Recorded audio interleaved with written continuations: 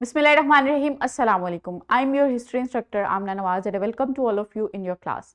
My dear students, आज हमने BLIF 9.7 पढ़ना है. I hope all of you have done with your bridging activity. That's good. Let's move towards our learning outcome.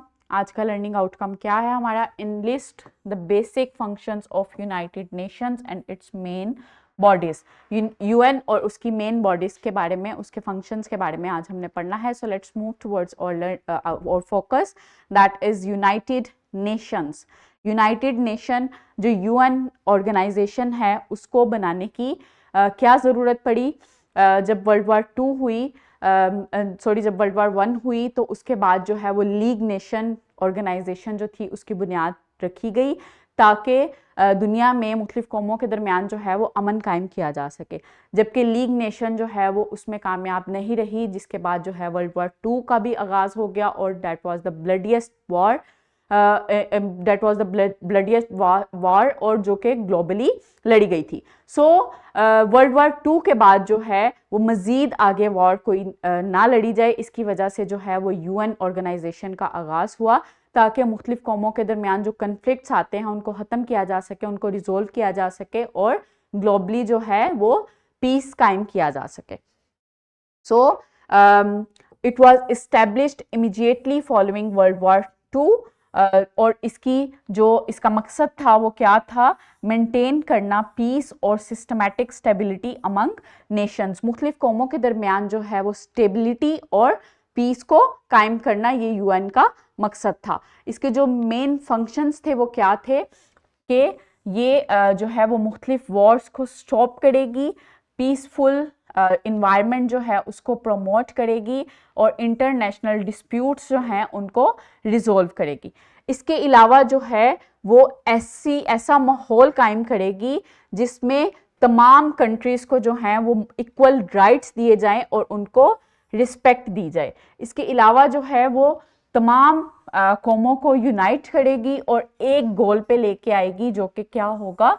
For the betterment of humanity. इंसानियत की बेहतरी के लिए जो एक मकसद होगा उन तमाम कौमों को उस एक गोल पे लेके आएगी. सो ये क्या फंक्शंस थे यूएन के? मुख्तलिफ फंक्शंस थे लाइक वॉर को कंट्रोल करना, वॉर को स्टॉप करना, मुख्तलिफ कन्फ्लिक्ट्स को रिजोल्व करना और पीसफुल इन्वायरमेंट जो है उसको प्रमोट करना. इसके अलावा तमाम कौमों को एक मकसद पे for the betterment of humanity उस मकसद पे लाना और तमाम कौमों के दरमियान जो है वो इक्वल एहतसाब करना, तमाम कौमों को, तमाम जो कंट्रीज़ हैं उनको इक्वल राइट्स देना और उनकी रिस्पेक्ट का भी ख्याल करना. सो जो यूएन का जो सिस्टम था वो 2 बॉडीज़ पर कायम था, लाइक जनरल असेंबली और सिक्योरिटी काउंसिल. जनरल असेंबली जो है उसमें 193 मेंबर्स हैं, 193 मेंबर्स ऑफ कंट्रीज और इसकी आइडेंटिटी क्या है? That is primary policy maker engine of United nation.